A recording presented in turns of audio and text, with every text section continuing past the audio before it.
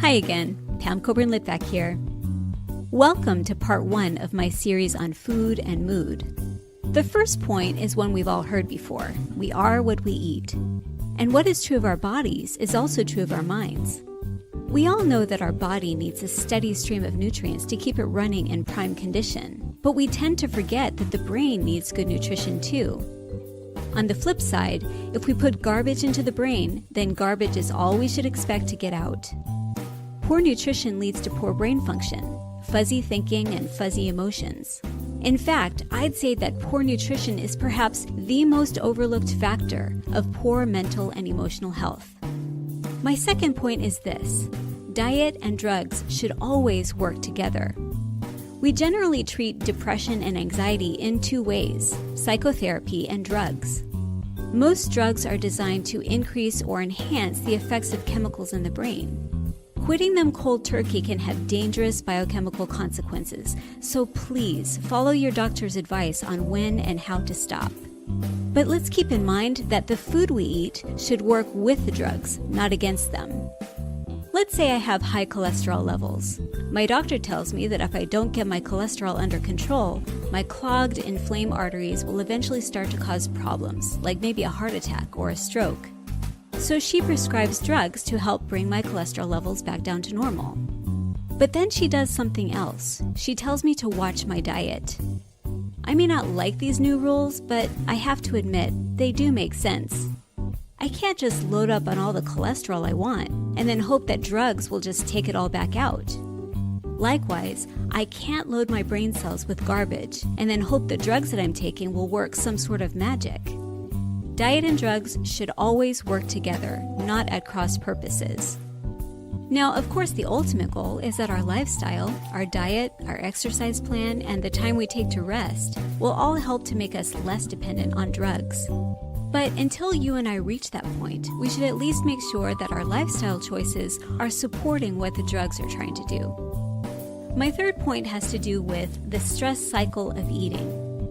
If you were to describe your mood over the past several days, would you say that you've been happy, upbeat, enjoying your work and social life, relaxed, able to handle any minor crises without any emotional meltdown?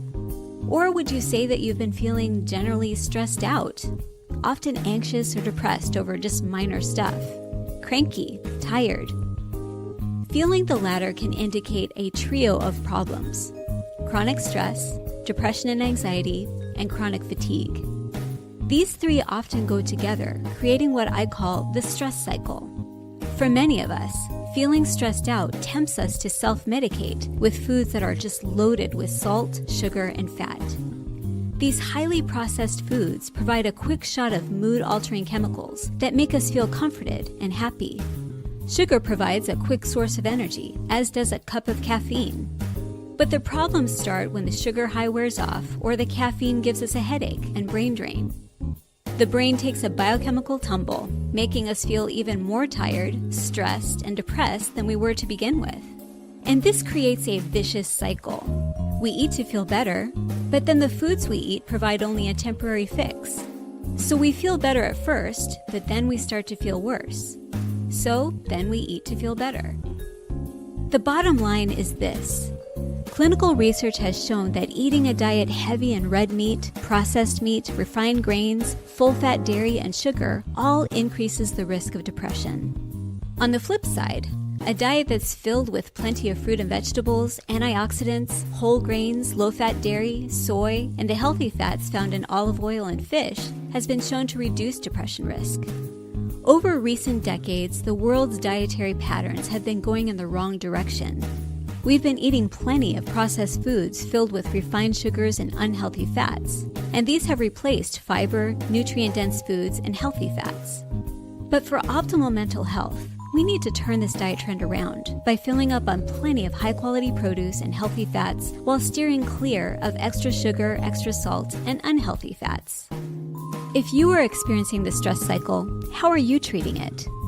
Please check the description section for this video, where I've included a link to a short survey to help you determine if poor nutrition can be contributing to your poor mood.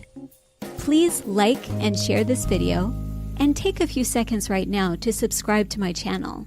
Thanks so much for watching.